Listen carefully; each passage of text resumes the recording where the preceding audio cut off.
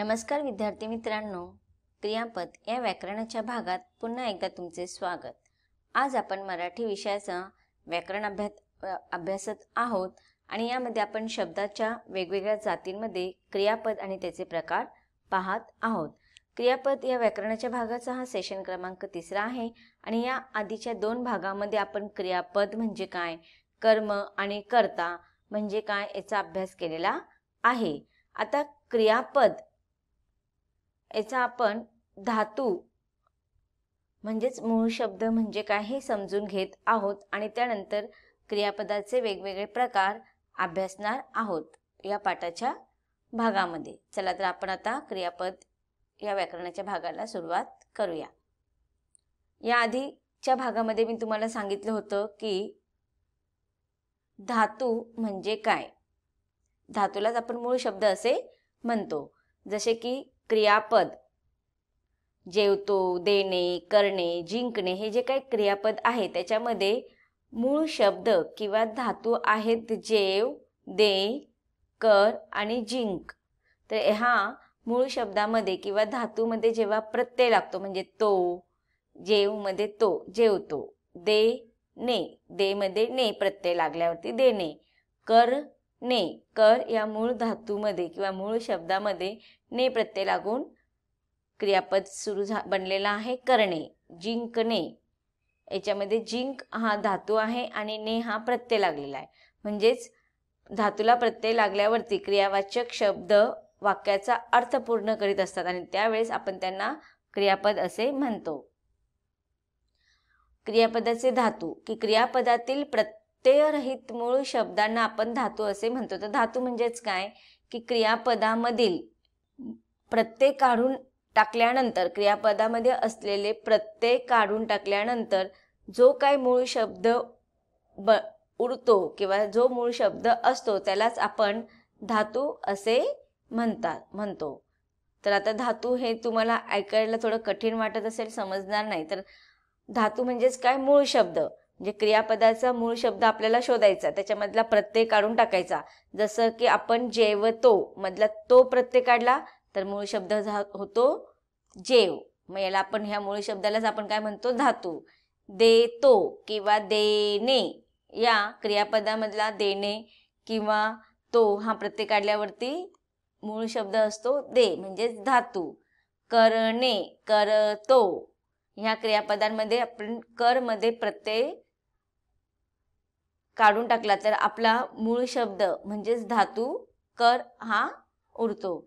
जिंकतो, जिंकणे, जिंकते हा, तर याच्यामध्ये मूळ शब्द कोणता आहे, जिंक, म्हणजेच हे मूळ शब्द म्हणजेच धातू। धातूला विविध प्रत्यय लागून क्रिया अपुरी दाखवणाऱ्या किंवा वाक्याचा अर्थ पूर्ण न करता येणाऱ्या शब्दांना धातू साधिते किंवा मग कृदंत असे आपण म्हणतो।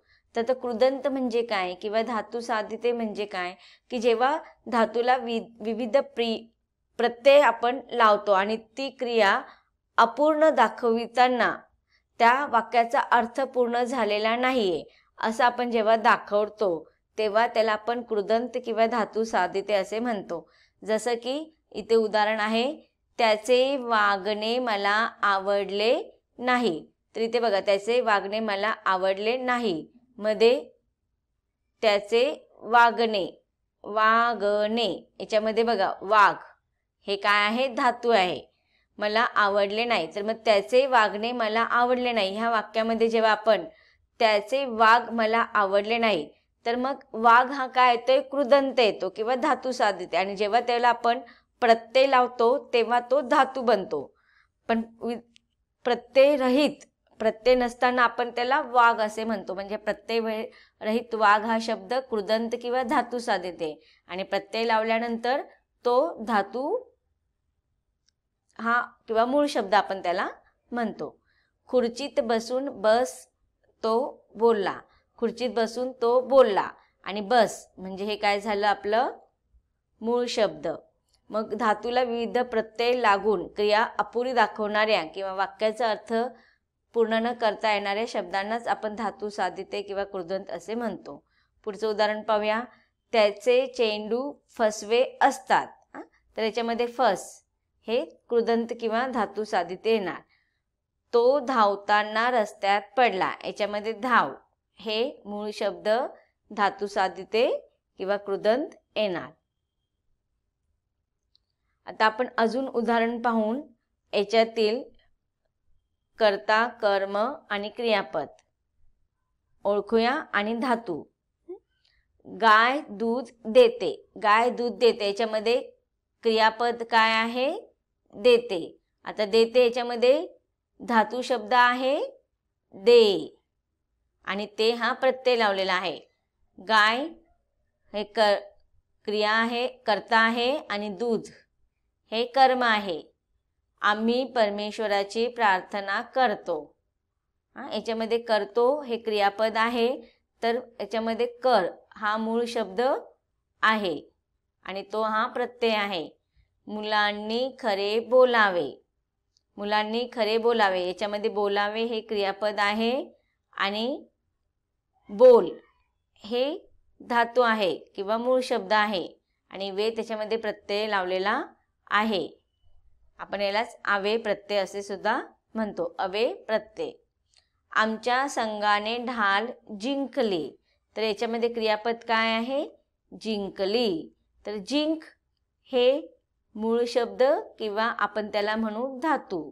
जिंक हे धातू आहे आणि त्याला ली हा प्रत्यय लावलेला आहे आणि ली प्रत्यय लावल्यानंतर जिंक या धातूचं क्रियापद होतं जिंकली. आता आपण पाहूया क्रियापदाचे प्रकार. क्रियापदाचे एकूण 7 प्रकार पडतात. ते आता कोणते कोणते आहेत? सकर्मक क्रियापद, अकर्मक क्रियापद, संयुक्त क्रियापद, साधित क्रियापद, प्रायोजक क्रियापद, शक्य क्रियापद आणि भावकर्तृ क्रियापद असे वेगवेगळे क्रियापदाचे प्रकार आहेत. पण आपल्याला इयत्ता 6वी साठी क्रियापदाचे 4च प्रकार अभ्यासायचे आहेत. तर ते 4 प्रकार कोणते कोणते आहेत? क्रियापदांच्या प्रकारामध्ये आपण सकर्मक क्रिया, अकर्मक क्रिया, संयुक्त क्रिया आणि सहाय्यक क्रिया. संयुक्त क्रियानंतर आपण सहाय्यक क्रिया हे अभ्यासणार आहोत. चला तर आपण क्रियापदांच्या प्रकारामध्ये सकर्मक क्रिया म्हणजे काय ते जाणून घेऊया. सकर्मक क्रिया पहिला आपण ह्या क्रियापदाचं अर्थ जाणून घेऊया. सकर्मक. आता जर समजा आपण ह्या शब्दाचा फोड केला तर काय होतंय? याच्यामध्ये स हा शब्द वेगळा आहे आणि कर्मक, सकर्मक म्हणजेच काय? कर्म सहित. सकर्मक म्हणजे कर्म सहित, म्हणजे ज्या वाक्यामध्ये क्रियापदाबरोबर कर्म असतं त्यालाच आपण सकर्मक क्रियापद असे म्हणतो. पाहूया आपण क्रियापदाची परिभाषा किंवा व्याख्या. वाक्याचा अर्थ पूर्ण करण्यासाठी ज्या क्रियापदाला कर्माची गरज असते त्या क्रियापदालाच आपण सकर्मक क्रियापद असे म्हणतो. काय सांगितलेलं आहे की वाक्याचा अर्थ पूर्ण करण्यासाठी क्रियापदाला जेव्हा कर्माची गरज भासते आणि जेव्हा कर्माची गरज भासते तेव्हाच त्या क्रियापदाला आपण सकर्मक क्रियापद असे म्हणतो. उदाहरणार्थ महेश क्रिकेट खेळतो. तर आता इथे बघा, खेळतो हे क्रियापद आहे पण काय सांगितलेलं आहे? क्रिकेट खेळतो असं जर आपण म्हटलं,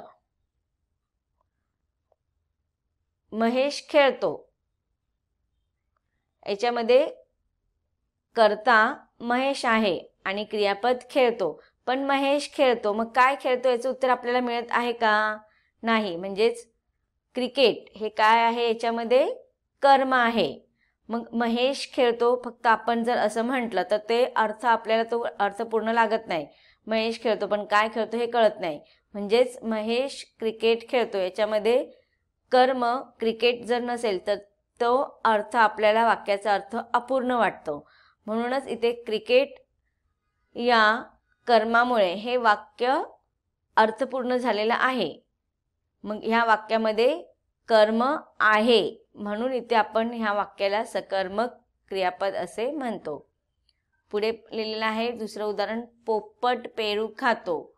पोपट पेरू खातो, याच्यामध्ये पोपट कर्ता आहे, खातो हे क्रियापद आहे आणि खातो हे क्रियापद आहे. पण पोपट खातो, काय खातो याचा अर्थबोध आपल्याला होत नाहीये, म्हणजेच ते अपूर्ण आहे. पण जेव्हा आपण पोपट पेरू खातो, हे पेरू काय आहे, कर्म आहे, म्हणजेच कर्म सहित इथे क्रियापद आहे. तर ज्या क्रिया वाक्याचा अर्थ पूर्ण करताना क्रियापदाबरोबर कर्माची गरज असते आणि त्यामुळे त्या क्रियापदाचा अर्थ आपल्याला समजतं, त्यावेळेस ते सकर्मक क्रियापद आहे असं आपण म्हणतो. अजून आपण समजून घेऊया. ज्या क्रियापदाचा अर्थ पूर्ण होण्यास कर्माची आवश्यकता असते त्या क्रियापदाला आपण सकर्मक क्रियापद असे म्हणतो. जसं की नीलने आंबा खाल्ला. नीलने आंबा खाल्ला, तर ह्या वाक्यामध्ये अर्थ पूर्ण झालेला आहे. पण आता आपण जर म्हटलं की नीलने खाल्ला, आंबा हा आपण बोललोच नाही, आंबा हे काय आहे, कर्म आहे. पण नीलने खाल्ला, पण काय खाल्लं याचा अर्थबोध आपल्याला होत नाही. मग एवढे जर वाक्य आपण म्हटलो किंवा लिहिलं किंवा बोललो नीलने खाल्ला, तर याच्यामुळे त्या वाक्य निरर्थक वाटतं, सार्थक वाटत नाही, त्याला अर्थ पूर्ण येत नाही.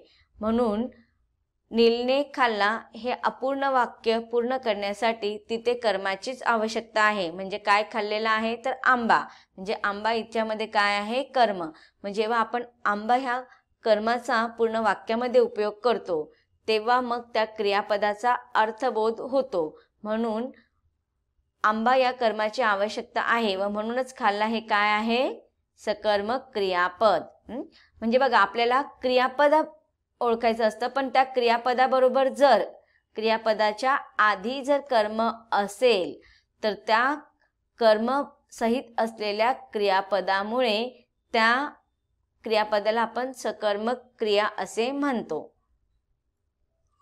अजून उदाहरण पाहूया. गाय दूध देते, याच्यामध्ये देते हे क्रियापद आहे आणि कर्म आहे दूध, म्हणूनच हे सकर्मक वाक्य आहे. गवळी धार काढतो, काढतो हे काय आहे, क्रियापद आहे आणि धार, धार काढतो की नाही, म्हणजेच क्रियापदाबरोबर इथे कर्म आलेलं आहे, म्हणून हे सकर्मक क्रियापद आहे. अनुराग निबंध लिहितो, आता इथे निबंध हे कर्म आहे, पण आपण जर म्हटलो अनुराग लिहितो, काय लिहितो याचा अर्थबोध आपल्याला होतो का, नाही. म्हणजेच इथे जी काही क्रियापद आहे, लिहितो ही क्रियापदाला कर्म सहित आहे, कर्म बरोबर आहे, म्हणून याला सकर्मक क्रियापद असे म्हणतो. पक्षी मासा पकडतो, आता पक्षी पकडतो, पण काय पकडतो याचा अर्थबोध होत नाही, म्हणजेच इथे पकडतो या क्रियापदाबरोबर कर्म आहे मासा, म्हणजेच हे कर्मसहित क्रियापद आहे, म्हणून हे ते सकर्मक क्रियापद आपण म्हणतो. राम आंबा खातो, याच्यामध्ये आंबा कर्म आहे आणि खातो ही सकर्मक क्रिया आहे. आरोही लाडू खाते, हे सुद्धा सकर्मक क्रिया आहे, कारण की क्रियापदाच्या आधी कर्म लागलेलं आहे आणि त्याच्यामुळे त्याचा अर्थबोध होतो, क्रियापदाचा आपल्याला अर्थ माहिती पडतो, म्हणूनच हे सकर्मक क्रियापद आहे. तर इथे आपण सकर्मक क्रियापद कशी ओळखायची त्याचा उदाहरणासहित जाणून घेतलेलं आहे. तर विद्यार्थी मित्रांनो, क्रियापदाच्या या भागामध्ये आपण काय शिकलो की धातू साधित म्हणजेच कृदंत म्हणजे काय किंवा मूळ शब्द म्हणजे काय, धातू म्हणजे काय हे अभ्यासलं आणि त्यानंतर क्रियापदाचा पहिला प्रकार सकर्मक क्रियापद याचा आपण उदाहरणासहित अभ्यास केलेला आहे. क्रियापदाच्या पुढील विविध प्रकारांचा आपल्याला अभ्यास करायचा आहे, परंतु त्याचा अभ्यास आपण क्रियापद या व्याकरणाच्या भागातील पुढील भागामध्ये त्याचा सविस्तर अभ्यास करणार आहोत. धन्यवाद.